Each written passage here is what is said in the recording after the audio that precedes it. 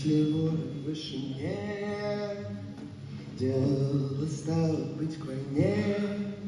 Если дать ему кружить, если дать ему кружить, значит всем на фронт идти, чтобы не было войны.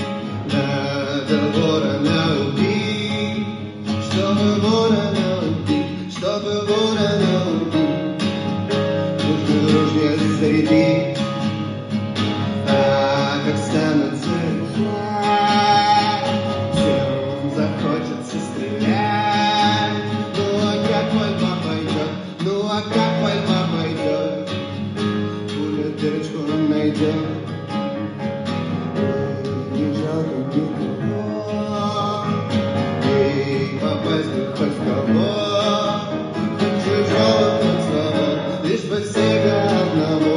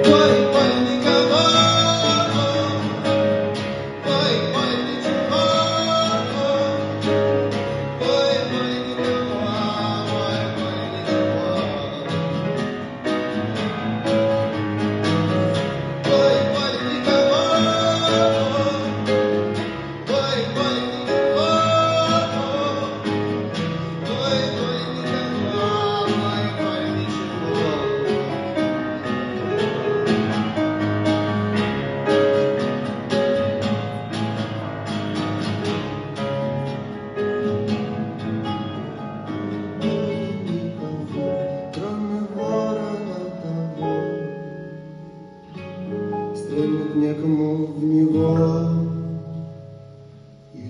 если ворон в вышине.